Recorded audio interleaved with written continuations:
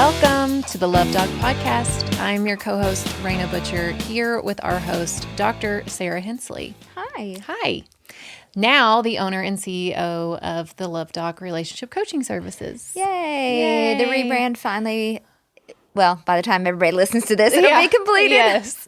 And we're kind of like, oh. I'm so tired. I can't even It's a lot. think right now. I'm going to try to do my best to think for everybody out there today. Yes. But we have definitely exhausted ourselves. We worked all weekend on we had a work retreat. So just, if I trip over my words a little bit, forgive me. Just bear with us. And I'm going to try to do as little talking as possible. That's how y'all like it anyway, right? I'm just kidding. Raina's still butthurt over more reviews. I'm still butthurt.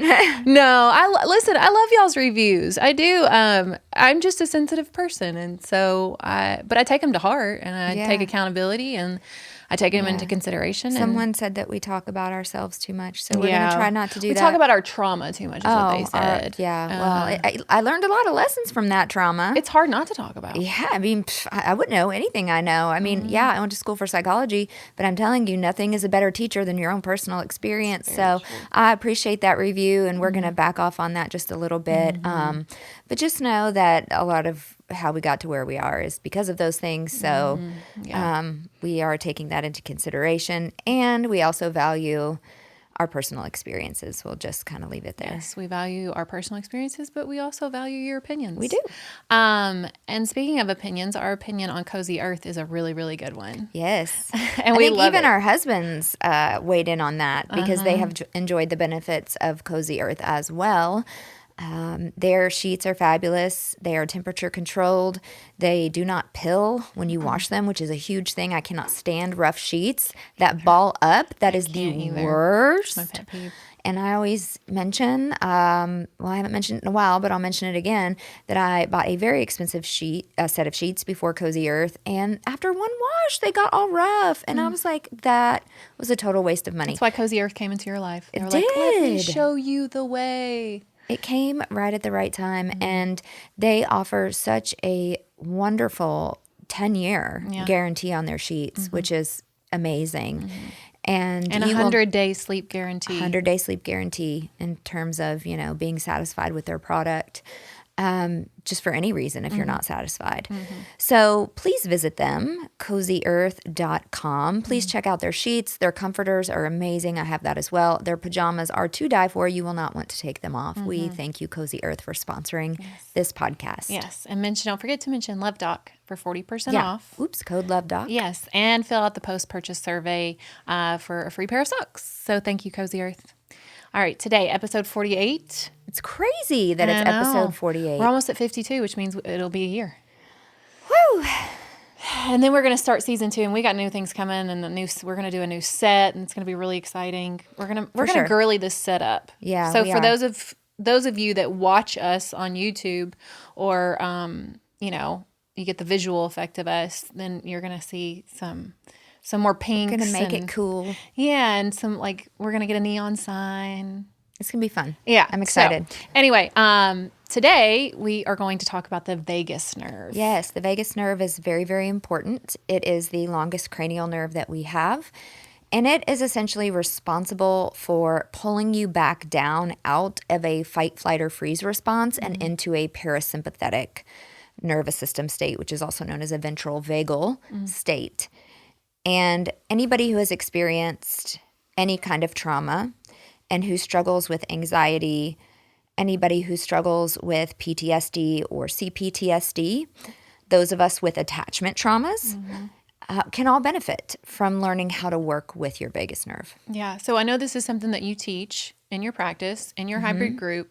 So of course, without completely giving away all the goods, which we know you can't do. Yeah.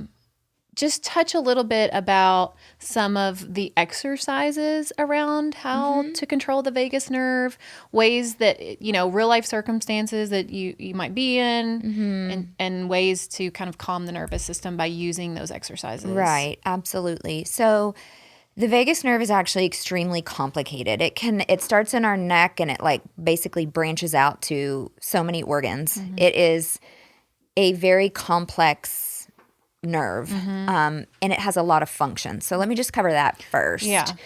So essentially, we have a fight or flight state, which is sympathetic nervous system activity. And what happens in sympathetic nervous system activity is we stop digesting our food because it takes a lot of energy to digest.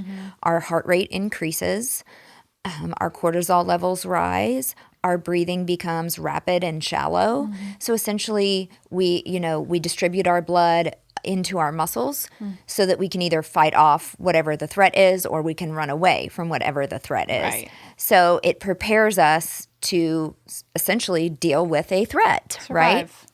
And unfortunately, for those of us with attachment traumas, and for most humans really, our brain can't very well tell the difference between an emotional threat and an actual physical threat to your own survival.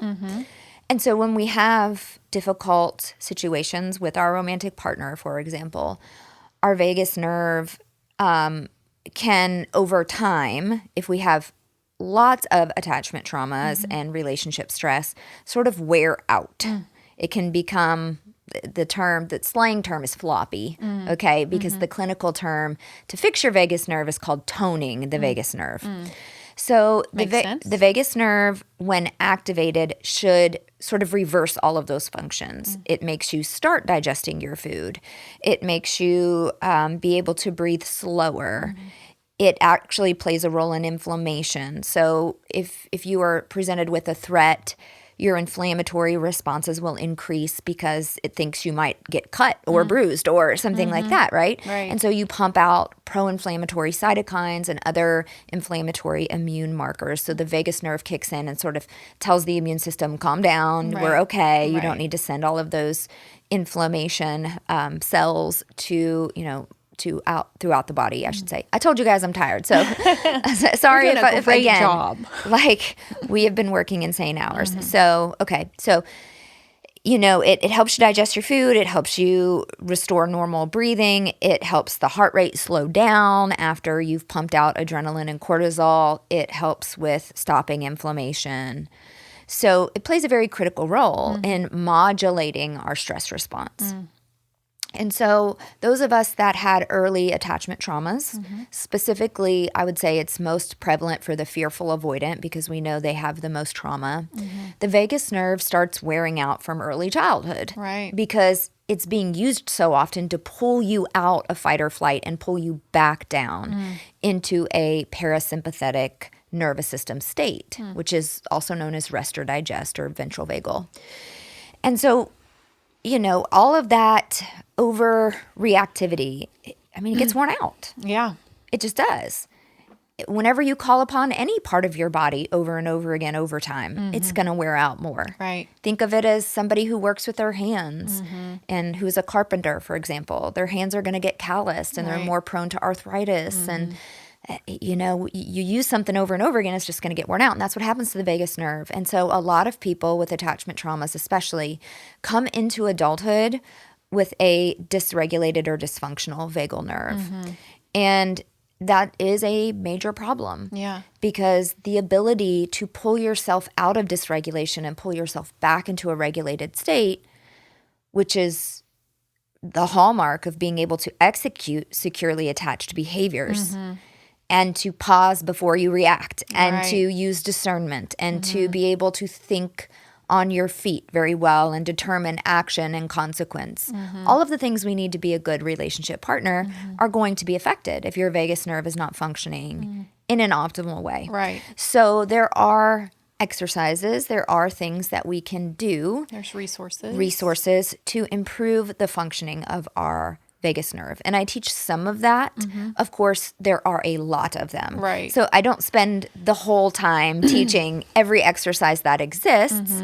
Some of the more well-known ones are meditation, humming and singing, because it stimulates the vagus nerve in a very specific way because the start of it is in our throat. Right. So humming, singing, all in a very positive way can help tone the vagus nerve. So sing in the shower, let it out, let it go, sing in your car, hum. I've gotten very used to humming throughout the day in order to stimulate or retone my vagus nerve. And that relaxes the mind too, humming. It does. Because I read something, I don't remember exactly how it was worded, but if you're humming, you can't, there's something that happens to the brain when you hum where you can't like have rapid thoughts or ruminating thoughts. So it's all connected. Okay. So it is definitely connected to our autonomic nervous system functioning. And so things like rumination and anxiety and the somatic sensations of anxiety, but also the cognitive aspects of anxiety, like that rapid thinking and that rumination, are going to decrease when our nervous system is regulated. Right. And so this isn't just for people that have attachment trauma, although people with attachment trauma are much more likely to develop anxiety or depression or OCD or ADHD and all of the more common mental illnesses that we see. And so doing these vagus nerve exercises on a regular basis can really help. Yeah. It can really help someone who is learning to heal their nervous system heal at a much more rapid pace than not doing anything at all with your vagus nerve. And there's a really great book out there. It is in my Amazon store on all my socials. So if you go to any of my socials, TikTok, Instagram, Facebook, YouTube, you will see my Linktree page. Inside of my Linktree page is my Amazon store. Inside of my Amazon store is this book, and it's called Accessing the Healing Power of the Vagus Nerve by Stanley Rosenberg. And it starts with very simple exercises that you can do on your own, and it works its way up to more advanced exercises that you can do with your chiropractor or things that you can do with a partner to help position you, because you have to get into different positions. Some of those may be laying on the ground, and so if you have trouble, getting from sitting to standing or laying to standing, you might need somebody to assist you in some of these exercises. And I found them very, very beneficial in my journey. So they were really an adjunct to proper emotional processing and neurofeedback, which is the biggest thing that I teach in my practice. And for me, it was the biggest source of creating a safe nervous system that I could access. That was, I would say, it was the biggest resource I had, was proper emotional processing and neurofeedback. But as an adjunct or in addition to those things, I felt like this really sped up my progress. Right. And I noticed most of the changes in my physical well-being. Yeah, that was going to be my next question. Obviously, I know you're not a medical doctor, but I'm not. And this is not medical and advice. It's not medical advice. Not medical advice. But that was going to be my next kind of avenue, was to talk about the vagus nerve. And obviously, when it's used over and over again and it kind of wears out, not only do we have the result of things like mental illness, but we have these physical ailments as well. Yes. And some of those physical ailments, just explain how they may show up. Right. So if we go back to what the function of the vagus nerve is, it helps regulate digestion, heart rate, breathing, inflammation, and emotion. So it regulates all 5 of those things. Those are big things. Right. So if we have a dysfunctional vagus nerve, let's go through those again. Digestion, you're going to have gut issues, mostly issues in gut motility. So we have, if your gut's not moving or if it's moving too fast, what results from that, right? Right. We have inflammation, which can be very closely tied to histamine as well. So a lot of people that have a very worn out vagus nerve will be diagnosed with mast cell activation syndrome. They will have histamine intolerances. And you and I both have experienced that in a chronic form. And of course, for me, it has gotten much, much better. I used to have chronic itching. My skin would just feel raw. It would feel sunburnt. And it would come out of the blue. And so I was thinking it's a dermatological problem, right? For so many years, guys, you have to know, I was doctor chasing for all of these issues that I'm talking about that are related to vagus nerve dysfunction and chronic stress and trauma. So you might have hives. I see so many people in my practice what I struggled with. that struggle with chronic hives, chronic inflammation of the skin, chronic inflammation anywhere in the body. So achy and painful joints, chronic fatigue syndrome has been linked to poor functioning vagus nerve. Again, let's talk about the emotions. It regulates emotion, right? And so when we are dysregulated, we have fight, flight, freeze, and fawn. A lot of people live in functional freeze. And if we go back to the episode with Dana Dawsey, she talks a lot about functional freeze and how we can stay there for, our whole lives Yeah. if we don't fix it, which is functional freeze. Again, for those of you that don't remember, is this blended state between going into sympathetic fight or flight and then going into level 2 trauma, which is a dorsal vagal response known as freeze. So it essentially, we operate in this state where we are either on, and when we're on and in fight or flight, we can push through, we can be productive, we can clean our house, we can cook a meal, we can get our work done, we can get to the gym and, get that cardio in and all of those things. And then when we're off, we are just off. Yeah. It is like just falling in the bed and doom scrolling or door dashing, smoking weed, whatever it is that can turn your nervous system off. Right. Because when the vagus nerve isn't functioning well, it's really hard to move in and out of different states. Like we may have a stressful moment, say at work with our boss, and we launch into fight or flight. We should be able to, when that stressful moment is over, easily come back down into regulation. Right. But that's not what happens when our vagus nerve is dysfunctional. We're going to even launch further into a freeze response, which means we're going to get more activated instead of less activated. And that's when we're going to see a lot of emotional dysregulation, anxiety. I mean, I would cry when I was that dysregulated. I would feel depressed. I would move in and out of lots of different dysfunctional emotional states. Well, and the tricky thing about functional freeze, I think, is because you're in the freeze state and you're so almost unaware, right? You're very unaware. that you feel like you're okay. Yes, you feel like you're okay in freeze. Freeze is and here's the thing.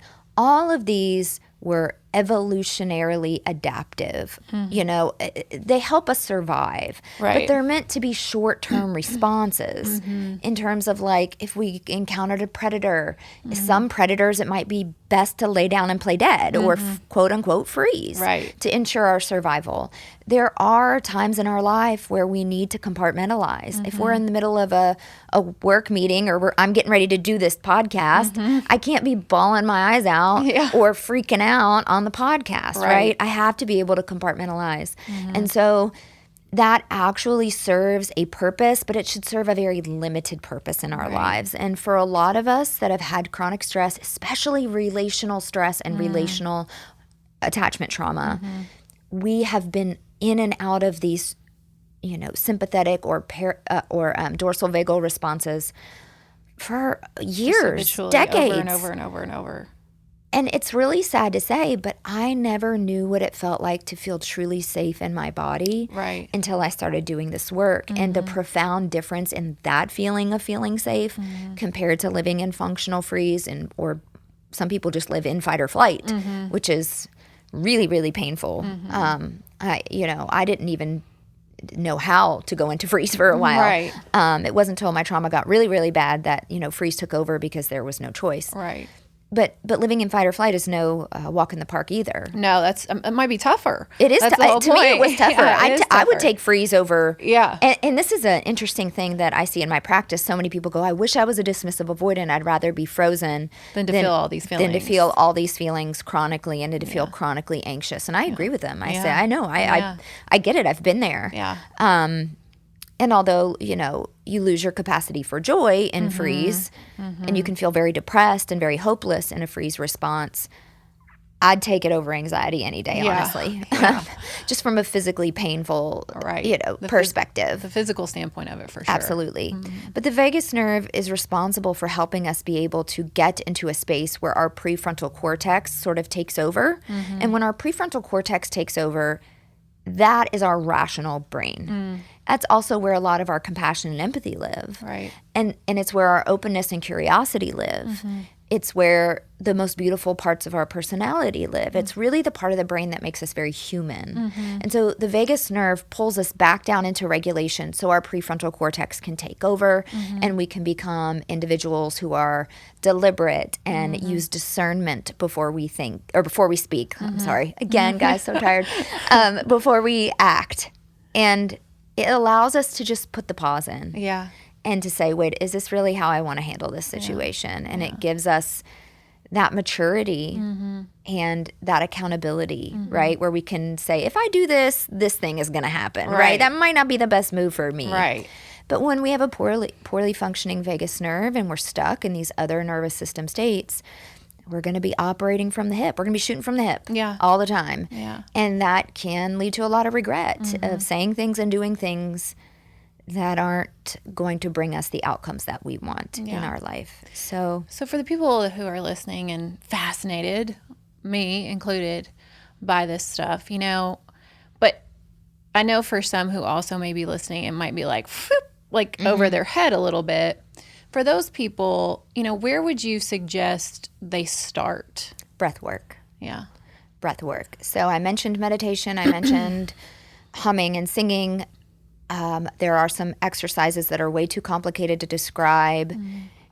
It has to do with eye movement and the positioning of your head and things like that. So listening on the podcast to these descriptions of those exercises is not going to be helpful. So go get the book. Yeah. That's in my link tree in my Or Amazon buy her store. course, because you do talk a I little do bit talk about it in about the course. some of these, not all of them. But breathwork is an excellent source of toning the vagus nerve, breathing from the diaphragm. Because remember, when the vagus nerve is not working properly, we take short, shallow breaths that will oxygenate our muscles in preparation for fight or flight, right, of some kind of threat.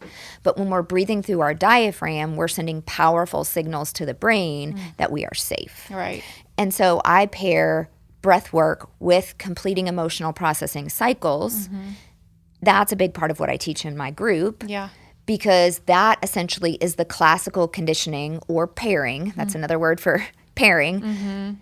Safety with experiencing difficult emotions inside of our body. And we need to do that in order to be someone that can tolerate and quickly recover from being flooded with negative emotions during difficult situations, like when you get in a fight with your partner. Right.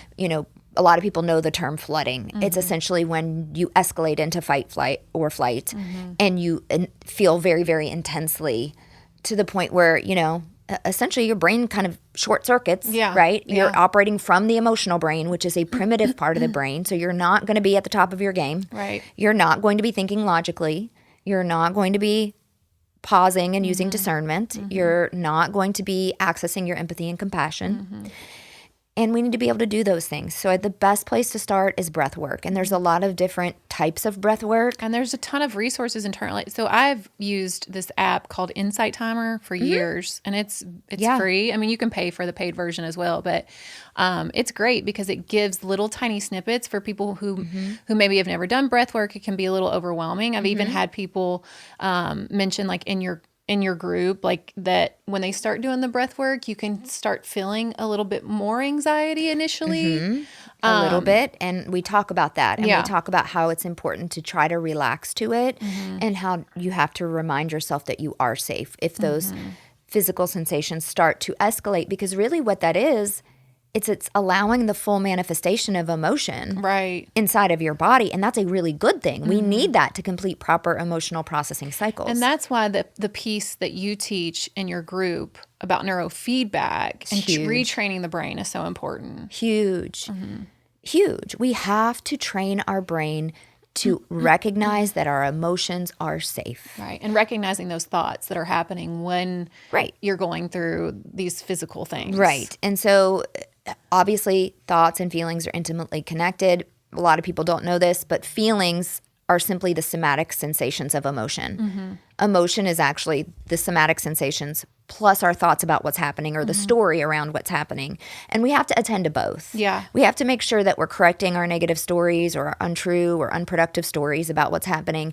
And we have to deal with the somatic sensations because the sensations are the language of the subconscious mind. So how can we rewrite the stories inside of our subconscious if we're not even attending to what it's trying to tell us? Right. And emotions give us very powerful messages. They have signal value.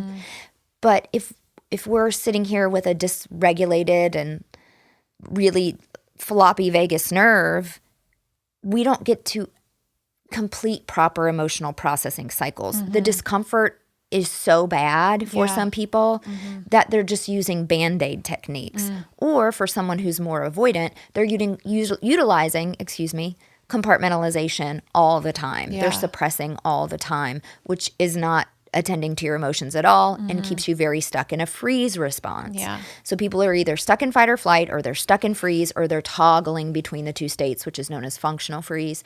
And toning your vagus nerve can really help you. But you have to also learn how to confront your emotions in the process. This makes me think of something else. And of course, again, we just want to say that this is not medical advice. These are strictly our opinions. But I want to get your opinion on plant medicine and the medicinal properties of it, and just really your opinion and what you think about it. Because I know it's, ketamine, psilocybin, THC, these things that ketamine is not plant medicine. Just let me be sure. Let me be clear. But it has some of the same psychoactive properties that have been shown in several clinical trials now to be beneficial for people who have had trauma. Yeah. And I know psilocybin is hot on the topic. It is. We have suppressed, as I would say our government has suppressed the research on cannabis or THC particularly, and psilocybin, which is mushrooms, for people that don't know, comes from mushrooms. For a very, very long time because of the, quote, war on drugs. And they were considered, psychoactive agents that, had so many negative effects on behavior. So we're going to outlaw them. Therefore, we're not going to do research on them because they're illegal. Why would we do research on illegal substances? Right. Makes sense. But now they have become legal. And psilocybin is now legal in several states. Cannabis is even medically legal in Kentucky, and in many, many states it's legal recreationally.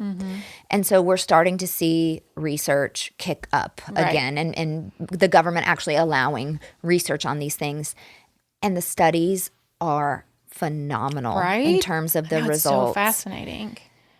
It's phenomenal because what it does is it allows certain parts of your brain to open up and gain perspective in ways that you can't see normally access and see things from that objective, more open lens.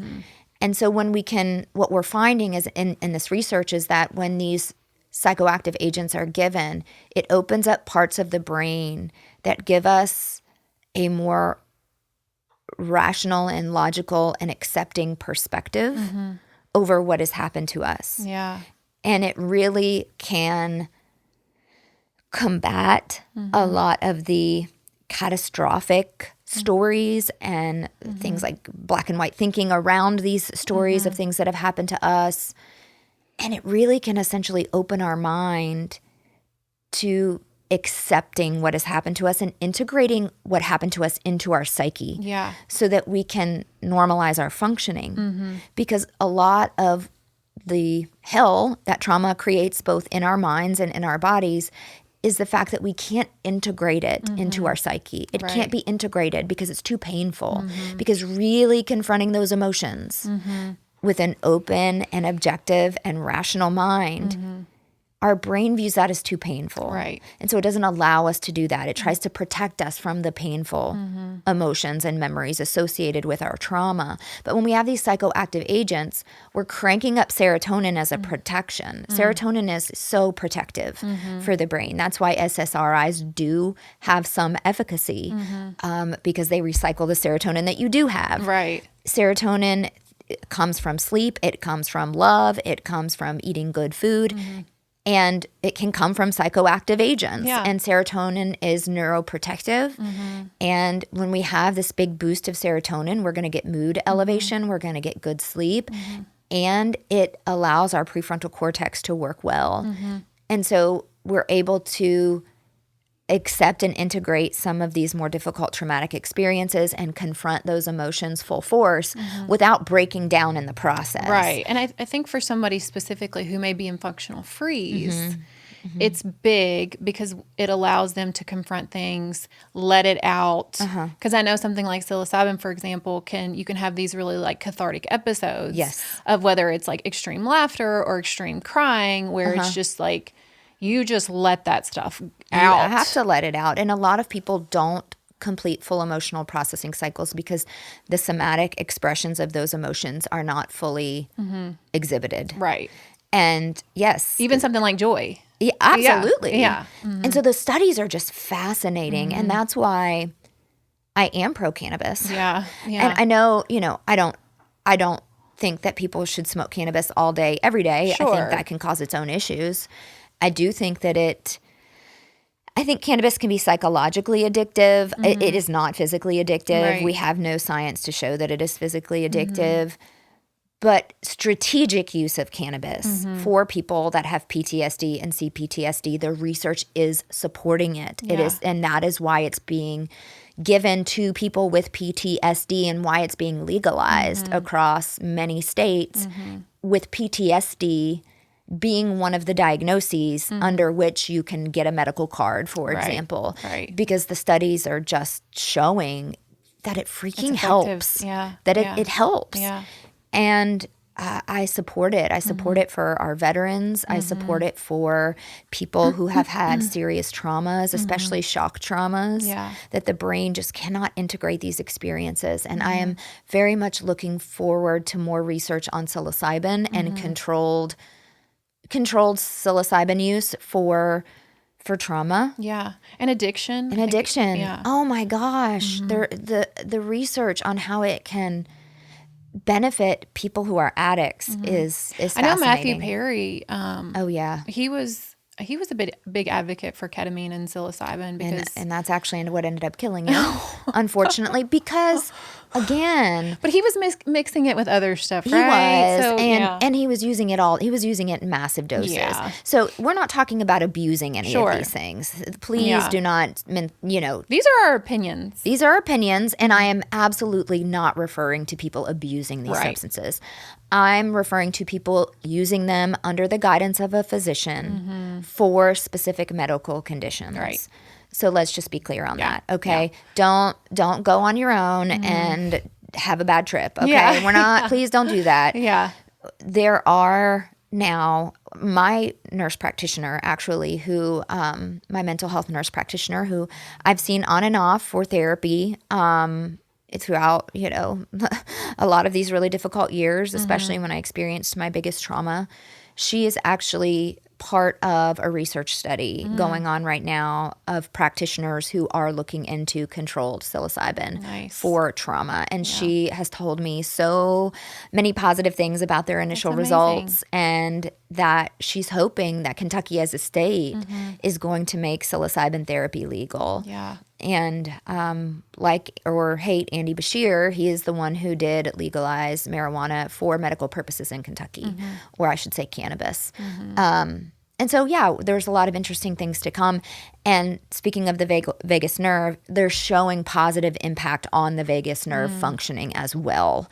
So because if you stop feeling these things, you're going to stop calling on your vagus nerve all the Sure. time to pull you out of the anxiety Makes and sense. the trauma responses that you're in, whether that be all the way up in freeze or fight, flight, sympathetic activity. So that's just some exciting things to come. I'm going to keep It's my very thumb. interesting. I love it. I'm going to keep my thumb on that science because I certainly am never going to be a provider of those things. Sure. That's not what I do.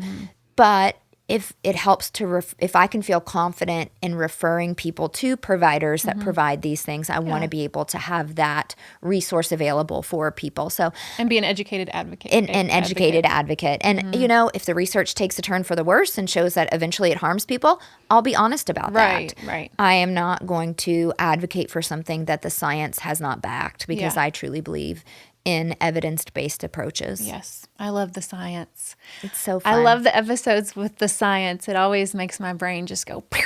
And so hopefully that you feel the same way when you listen to these episodes, because we are going to bring you more and more of the science each and every week with Dr. Hensley. And of course, if you're looking for a place to start in terms of training, right, or toning Toning the vagus nerve. the vagus nerve. Training the brain to Yes. pair your emotional responses with safety so you can properly process your emotions, which will bring you out of functional freeze long term and create a new baseline of ventral vagal or safety inside of your nervous system. That is the It's key the to foundation. the kingdom. It's the It is foundation of her foundation. practice, and she can teach you how to do all that. So please visit thelovedoc.com and check out all of Dr. Hensley's services there. Her hybrid group coaching program, her course, the new course. We have a new course too. We have a breakup course, how to get your ex back, or if you even should get your ex back. Yeah. We go through all of the things you need to do to process a breakup and to potentially reconcile with your ex if that is what you wish to do. Yes. So please go check her out at thelovedoc.com. Continue to tune in. Leave us a review. Send us an email. We just love you guys. We can never express that enough. We love you. Even the constructive criticism that sometimes stings a little bit. We don't even love participate that. in rejection. We're going to right. just take it and improve. So thank you guys. Yes, absolutely. So please keep on listening. And until next time, peace, love, and perspective.